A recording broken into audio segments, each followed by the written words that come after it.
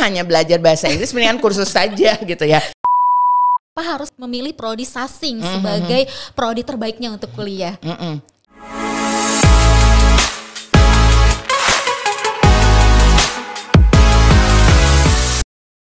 Assalamualaikum warahmatullahi wabarakatuh. Halo para sivitas akademika Universitas Bangka Belitung. UBB Bekisah kali ini bertajuk Bincang Prodi di Universitas Bangka Belitung. Hari ini saya tidak sendiri, saya didampingi oleh narasumber yang luar biasa. Beliau adalah Ketua Jurusan Sastra Inggris, yaitu Ibu Dr. Diana Anggraini M.Hum. Selamat datang Ibu. Terima kasih. Selamat datang di studio podcastnya UBB. Siap, dengan senang hati menerima tawarannya. Hari ini kita akan berdiskusi sharing session dengan tema, sebenarnya tema yang menarik sekali ya Bu ya. Sasing kita dengan beragam keunikan. Wow, sasing kita terasa tidak asing ya. Betul. Kampus kita. Karena mengadopsi dari kampus kita, akhirnya kita oh udah deh sasing kita gitu. Luar biasa. Keunikannya ada salah satu dosennya yang sangat unik. Iya, gitu. Luar biasa.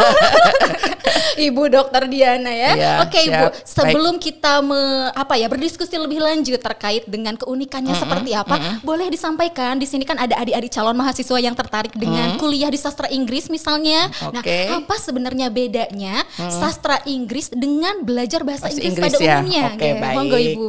Nah, kalau di sastra Inggris kita itu ada dua peminatan, linguistik dan sastra. Nah, kalau di linguistik kita belajar beragam, sebenarnya kan linguistik itu bahasa ya. Jadi belajar bahasa. Bahasanya itu salah satunya ada morfologi, semantik, sintek, morfosinteks dan banyak lainnya juga. Nah, kalau di sastra kita, kalau misalnya Mbak Aisyah senangnya belajar poetry, belajar apalagi drama. Nah, itu bedanya sastra Inggris dan bahasa Inggris. Jadi kalau bahasa Inggris ini kita berbicara tentang skill saja gitu. Tetapi kalau misalnya belajar di sastra Inggris, kita ini belajar semuanya, semua keilmuannya tentang sastra Inggris, yaitu ada sastra dan linguistiknya. Seperti itu gitu. Jadi beda banget perbedaannya gitu. Ya yang sama-samanya yaitu sama-sama harus mempunyai skills seperti listening, reading, speaking. Nah, seperti itu gitu. Iya. Apa benar tidak sih Bu sebenarnya kalau di sastra Inggris itu kita tidak sebatas belajar mengenai tadi kemampuan berbicara harus bahasa Inggris, kemudian kita juga harus mampu memahami segala sesuatu dengan bahasa Inggris, tapi juga kita bisa menelaah misalnya novel yang berbahasa Inggris, film yang berbahasa Inggris, begitu bukan Bu? Iya. Karena nanti salah satu penelitian kita, misalnya data objeknya itu adalah novel, film. Misalnya bisa bedah film, bedah novel. Nah, atau juga misalnya jadi lupa. Jadi apa tadi? Nggak apa-apa, terkait dengan misalnya novel, kemudian misalnya, film. Nggak apa-apa. Nah, misalnya data untuk skripsi, data penelitian. Nah, kita kan bisa berbagai ragam sih sebenarnya. Biasanya kan data penelitian itu objeknya itu bisa berupa novel dan film gitu. Misalnya atau bahkan sekarang anak-anak lebih cenderung ke lirik musik gitu. Ada juga yang lebih menarik adalah code switching dan code mixing. Misalnya kita bisa menelaah bahasa campuran, misalnya di sebuah IG itu kan kadang-kadang kalau misalnya yang orang-orang Indonesia tuh suka dengan bahasa Inggris campuran, nah itu kan bisa disebut code mixing dan code switching gitu. Jadi itu bisa kita telah. Misalnya Mbak Aisyah ngomong begini, misalnya ayo kita lunch dulu deh gitu. Nah kan lunchnya ini itu mengadapt kan gitu ya bahasa Inggris. Nah itu juga bisa ditelaah gitu. Nah itu yang salah satu keunikannya. Juga sekarang unik yang comparative literature. Nah itu jadi sekarang kan lagi tayang layangan putus ya. Kalau kita orang Sunda suka bilang layangan jepret gitu ya. Nah itu juga bisa ditelaah gitu. Terus yang lagi di Permatasari ini adalah CHILD. Jadi Children Literature. Nah, itu juga menarik banget untuk ditelaah. Nah, itu salah satu keunikan kuliah di sastra Inggris. Jadi tidak melulu belajar speaking, listening, grammar, enggak. Banyak banget gitu. Saya jadi menarik dari apa yang disampaikan oleh Ibu Diana terkait dengan fenomena yang memang mencampur adukan bahasa tadi ini. Kan lagi heboh sekali ya Bu ya di Instagram ya, which is titik-titik apa tapi pakai bahasa Indonesia, literally apa kayak gitu kan ya. Nah itu kita itu bisa dipelajari juga Bu. Iya, karena kita ada mata kuliahnya code switching dan code mixing gitu. Jadi code switching itu misalnya di switch yang bahasa asing ke bahasa Indonesia, atau code mixing campuran namanya kan kayak gitu. Nah itu juga menarik. Mahasiswa saya kemarin juga menulis data itu dari IG gitu kan, Instagram yang misalnya dia ini. Terus juga misalnya fenomena yang branded misalnya. Misalnya kita bisa, Mbak Aisyah misalnya suka produk apa kalau yang branded misalnya? Titik-titik lah. Kita di iklan nggak? Sponsorin nggak nih? Ya. Mas teknis kita di sponsorin. Oke ya, misalnya gitu, tagline ya istilahnya. Nah, misalnya. Sebuah branded ini kita bisa teliti, analisis, tetapi kata-katanya gitu. Jadi bukan brandednya. Nah, misalnya let's use misalnya apa ya, branded apa gitu ya kan, karena kita tidak di endorse. Kalau di endorse ya asik-asik saja ya kita dapat gitu ya. Nah itu kan dari kata-kata let's itu bisa ditelaah gitu. Itu terus nanti dikaji lagi menurut teorinya siapa nih yang cocok dengan itu gitu, seperti itu. Menarik ya ternyata ya Bu ya. Sasing itu sasing atau sastra Inggris ya, kita meningkatnya menjadi sasing biar adik-adik calon mahasiswa tidak bingung. Ini dua narasumber atau dua narasumber dan hostnya berbicara sasing terus apa gitu itu sasing, ya. Betul. Sasing itu sastra Inggris begitu ya. Kita singkat saja menjadi sasing biar gampang berdiskusinya. Bu Diana, terkait dengan tadi kita sudah berbicara bahwa ternyata di sastra Inggris itu tidak hanya belajar berbicaranya saja, bahasanya saja. Namun apakah kita juga bisa berbicara terkait dengan atau membahas mengenai budaya dari misalnya Amerika, budayanya di Australia, budayanya di Eropa, seperti itu juga Bu? Iya, betul. Itu salah satu yang Cidlit juga seperti itu. Terus ada kan British mata kuliah tentang British British Studies, terus American Studies. Nah itu kan belajar culture juga itu sastra biasanya mengolah itu.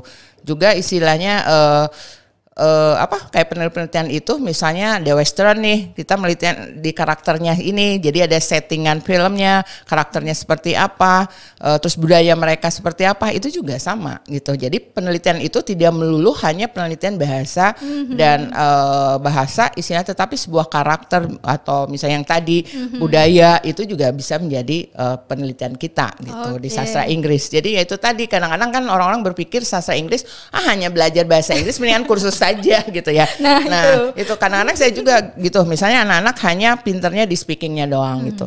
Ngapain kalau di speakingnya saja, mending kalian ambil kursus gitu. Nggak usah kuliah di sastra Inggris, mending kursus doang gitu. Saya malah kadang-kadang ke mahasiswa itu memberi suggest atau saran itu ya, istilahnya kamu kesini mau ngapain nih, tujuannya mau apa gitu, daripada istilahnya dia kuliah hanya orang tua atau hanya teman-teman gitu, tetapi tidak tahu gitu. Nah apalagi sekarang Mbak Aisyah, linguistik ini kalau misalnya kita nanti ambil S2 dan S3 itu namanya forensik linguistik. Waduh, itu yang buat kita kata orang sini itu apa, cuan ya. Nah itu karena forensik linguistik ini belajar banyak dan berkaitan dengan misalnya kepolisian, terus hukum, terus rumah sakit. Karena sebuah bahasa, pernah dengar yang Jessica kopi itu, kasus Cyanida itu. Nah, cyanida kan itu butuh orang forensik, tapi forensik linguistik gitu, orang bahasa. Karena dari chattingan SMS, nah itu digali gitu. Menurut forensik linguistik ini benar nggak gitu. Nah, jadi luas banget. Nah, itu salah satu keunikannya itu seperti itu. Itu baru salah satunya ya.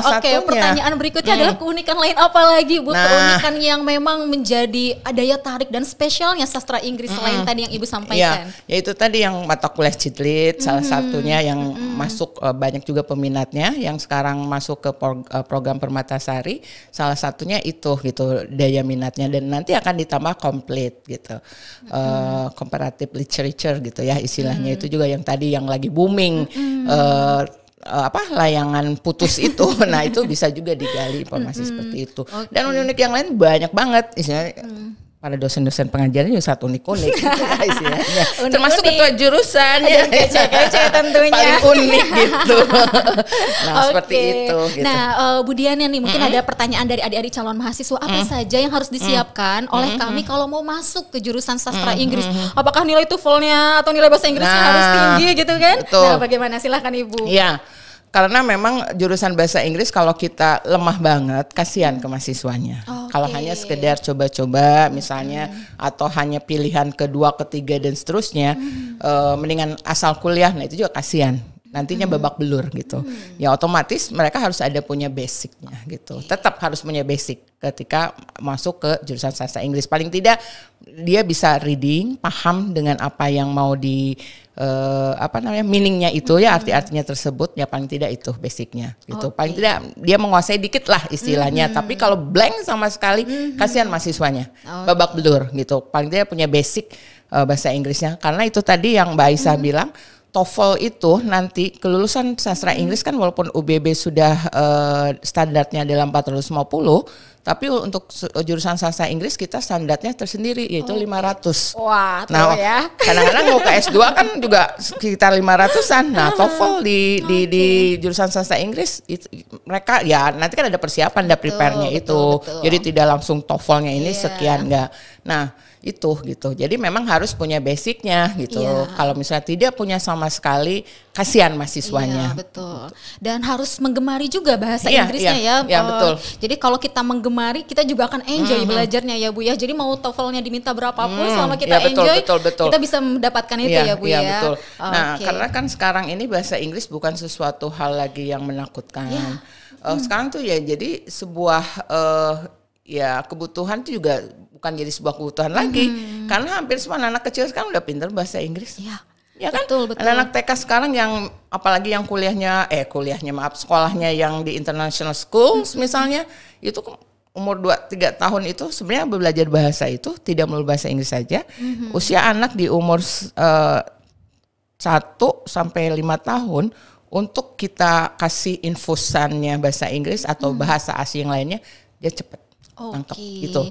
Nanti ya kalau Mbak Isah misalnya anaknya usia gitu, semua rekan-rekan yang ada di sini itu belajar bahasa apapun cepet nangkap gitu. Bahasanya saya cekokin lah ya, lagu-lagu bahasa Inggris nggak apa-apa ya Bu ya. Nah, itu salah satunya. Kalau kita mau pintar bahasa Inggris, sebenarnya kalau buat saya ini dulu ke anak-anak tuh memotivasi dulu mereka, misalnya bahasa Tarsan juga nggak apa-apa gitu. Jadi jangan bahasa Tarsan Bu, not depend on grammar gitulah istilahnya. Kan kadang-kadang kita suka menerjemahkan dulu tuh, misalnya ini mau ngomong apa, ini ngomongnya kayaknya gini dulu kan, terjemah karena kita ingetnya grammar nih. Padahal American juga kan dia grammarnya cakadut gitu lah istilahnya. Karena mereka juga belajar grammar kan istilahnya. Bahasa Inggrisnya yang bagus itu kan British. Nah, gitu. Itu bagus banget tuh kalau mau bener-bener medoknya tuh kayak salah satu dosen kita itu British banget tuh gitu. Nah, itu. Jadi istilahnya kita jangan malu. Tapi harus ada partner gitu. Dari musik terus misalnya subtitle, misalnya nonton film-film asing itu subtitle juga apa, terus diikutin gitu. Nah, itu salah satu triknya gitu. Ya, trik-triknya dari lagu, dari film, sebenarnya sekarang lebih mudah ya Bu ya, karena masih bisa diakses ya, di YouTube kan juga banyak sekarang ya, belajar bersama mereka seperti itu. Oke Ibu, terkait dengan mahasiswa Sasing nih yang terlibat misalnya dalam lomba, baik misalnya lomba nasional maupun lomba internasional, seperti apa? Nah, kebetulan kultur masyarakat juga ya istilahnya. Sastra Inggris kemarin yang ikut lomba-lomba tuh biasanya yang rutinitas tuh debate. Nah, alhamdulillah yang terakhir dari dulu, kebetulan dari dulu sebelum ada sastra Inggris kan kita ada UPT bahasa nih. Nah, itu juga kan debate itu dari mulai di UPT bahasa, ini menyangkut UPT bahasa jadinya tuh. Sorry ya Miss Dini, diambil dulu UPT bahasanya. Nah, dari situ misalnya debate yang diselenggarakan memang kerjasama dengan UPT bahasa. Nah, mahasiswanya dari kita, sebenarnya dari seluruh universitas sih istilahnya nanti bersaing dengan debate-nya itu, karena salah satunya ya biasanya dari kita gitu yang akan lolos, tetapi masih belum walaupun sampai nasional kita masih berusaha belum sampai ke peringkat yang diinginkan. Paling tidak kemarin menjadi juara favorit apa gitu saya lupa di tahun 2021 ya yang kemarin gitu. Oke, luar biasa ya. Ya. Nah, terkait dengan calon mahasiswa, kalau misalnya ini harus memilih, kenapa harus memilih prodi Sasing sebagai prodi terbaiknya untuk kuliah? Kira-kira Bu? Iya, harus dong. Gitu. Karena itu tadi dan keunikannya, mata kuliahnya, para dosennya, juga mahasiswanya juga unik-unik gitu ya. Iya. Harus tetap paling tidak si calon mahasiswa ini juga menyukai bahasa itu. Menyukai bahasa. Terkait dengan prospek kerjanya, pasti kan ada yang bertanya-tanya nih, kalau saya kuliah di sastra Inggris, kira-kira nanti saya lulusnya itu kerja gimana banyak ya? banget. Kalau sekarang kan istilahnya ada program MBKM itu malah membuka peluang yang lebih banyak gitu. Jadi saya aja dulu lulusan sastra Inggris, saya memang kerjanya di pariwisata, terus pernah jadi sekretaris di sebuah hotel ya, general manager gitu waktu itu. Jadi lulusan sastra Inggris ini tidak takut gitu, peluangnya banyak. Satu, kalau misalnya sekarang lagi bisa menjadi YouTuber. Yang menghasilkan duit banyak. Nah, salah satunya Pak Andri ini juga dosen kami dari membuka di YouTube gitu pembelajaran apa, dan dia juga menghasilkan gitu kan. Nah, yang teman-teman juga anak-anak Sasing juga kalau nggak salah tuh ada yang sekarang subscribernya udah berapa, nah itu padahal belum lulus gitu. Tapi kan sudah menghasilkan itu. Ya, kan sekarang peluang kerja itu tergantung kitanya ya istilahnya, tetapi peluang kerja di jurusan sastra ini banyak banget, bisa dunia pariwisata, perhotelan, terus kalau misalnya di perkantoran juga banyak, bisa misalnya di HI apa namanya, bukan HI ya, yang hubungan internasional, ya hubungan internasional, ya? diplomatik bisa itu. Jadi sebenarnya luas sekali ya. Luas, jadi luas. Sebenarnya mau kuliahnya apapun, mau misalnya program studinya apapun, tergantung dari kemauan diri kita sendiri ya. Betul. Nah, bagaimana dengan upgrade ya, pengembangan soft skillnya Bu untuk mahasiswa sastra Inggris ini? Apakah memang ada aktivitas tertentu atau kegiatan tertentu dari ekstrakurikulernya atau kurikulernya di program studi Bu? Iya. Kebetulan sekarang ini saya meminta bekerja sama dengan himpunan Himas Sasing, meminta mengidentifikasi. Jadi misalnya setiap mahasiswa ini talentnya apa sih gitu. Nah, misalnya diidentifikasi tuh, misalnya dia suka puisi. Nah, dulu pernah tahun 2000 angkatan 2018 ketika diidentifikasi itu menghasilkan sebuah buku puisi. Gitu. Saya belum menginikan mengumpulkannya, itu masih berupa draft saja di saya. Jadi saya bercita-cita yuk kita buat puisi itu. Jadi puisi ini juga pernah ketika saya dengan Pak Andri tim teaching gitu, kebetulan saya yang kebagian mengajarnya. Jadi salah satu puisi itu jadi referensi mahasiswa. Jadi compare gitu dengan puisi luar dan puisi buatan mahasiswa. Ini mengenai apa nih misalnya gitu, mengenai love. Kenapa love-nya di sini berbeda dengan love-nya ini gitu. Oke, menarik ya Bu ya. Jadi memang ada, setelah diidentifikasi itu kita jadi tahu sebenarnya minatnya mahasiswa itu ke arah apa. Berarti mereka membuat puisi pasti lo pakai bahasa Inggris ya? Inggris, iya. Karena memang harus bahasa Inggris ya, seperti gitu. Tapi ada tidak Bu yang misalnya ternyata kita bisa menemukan mahasiswa kita yang memang tertarik sekali dalam artian sampai membuat novel atau cerita pendek? Ada. Kan banyak. Ada di kalau misalnya Mbak buka media Tikus Sastra yang dikelola Pak Andri ini, itu banyak karya-karya mahasiswa di situ. Banyak karya-karya mahasiswa ya, tulisan buku-buku cerpen kecil atau buku mata kuliahnya sendiri tentang apa ada di situ. Namanya media Tikus Sastra. Media Tikus Sastra. Jadi kita bisa lihat di sana hasil karyanya mahasiswa Sasing yang memang ada yang menulis cerpen, ada yang menulis puisi, artikel ya kalau kita sebut. Oke. Nah, itu ada. Menarik sekali. Dan itu dikelola oleh salah satu pengelolanya adalah dosen Sasing gitu. Wah, menarik. Terkait dengan kegiatan praktikumnya nih ya Bu ya, seperti itu. Jadi kalau misalnya kita sudah belajar teori di kelas anak-anak, kemudian mungkin tadi bisa menghasilkan karya ya, baik itu artikelnya dalam bentuk cerpen cerpen ataupun misalnya puisi. Nah, betul. prakteknya itu seperti apa? Apakah kita harus mencari lawan bicara yang bule-bule atau tidak harus seperti itu? Kalau di sastra Inggris seperti apa? Dulu perbedaan mahasiswa dulu dengan memang setelah sastra Inggris berdiri. Jadi rata-rata mahasiswa sastra Inggris ini speakingnya mereka sudah punya bakat gitu. Jadi mereka memang rata-rata menyukai bahasa Inggris gitu. Jadi speakingnya udah nggak begitu perlu maksudnya tinggal di-upgrade aja gitu. Kalau dulu memang sebelum ada jurusan sastra Inggris memang mahasiswanya kita memang rada bebak belur gitu ya untuk mengupgrade kualitas untuk speakingnya. Tapi kalau sekarang speakingnya ini ya mereka paling tidak tadi udah masuk mereka udah punya basic gitu. Jadi tinggal di-upgrade, tinggal dipoles, grammarnya dibenerin ya seperti itu. Oke, jadi ya adik-adik calon mahasiswa yang tertarik dengan jurusan sastra Inggris minimal ada basicnya dulu ya Bu Diana ya. Itu ada poinnya. Basicnya dulu tapi jangan khawatir nanti kan tetap ya dipoles, akan tetap nanti belajar bersama juga untuk upgrade kembali ya. Tidak hanya bahasa Inggris tapi juga nanti akan belajar sastranya di sini yang jauh lebih unik tadi ya Bu ya. Jadi memang belajar terkait sastra dan linguistik karena ada dua peminat. Dan linguistik tadi. Oke. Ibu Diana terkait dengan bagaimana cara membuat mahasiswa UBB dengan mudah ya menguasai bahasa Inggris karena sepertinya ini menjadi polemik ya Bu ya. Ya tidak terutama di program studi di luar dari sastra Inggris. Nah, mungkin ada saran dan masukan dari Ibu Diana. Kalau saya istilahnya kebetulan misalnya ngajar di jurusan lain. Nah, jadi kalau bagi jurusan lain mungkin bahasa Inggris masih sesuatu yang menakutkan gitu kan. Aduh, kayaknya susah banget deh gitu kan. Ya, nah, kalau saya introduction-nya ke mahasiswa itu mereka harus membuat relasi dulu dengan saya. Relationship-nya harus terbangun dulu gitu. Nah, baru saya motivasi mereka. Jadi ya itu tadi saya bilang bahasa Tarsan aja dulu, nggak usah nggak usah depend on grammar gitu. Jadi apa aja lah, sembarangan aja lah gitu. Atau juga saya suka gini, misalnya Mbak Aisyah misalnya, saya kasih aja yang tadi kata lunch.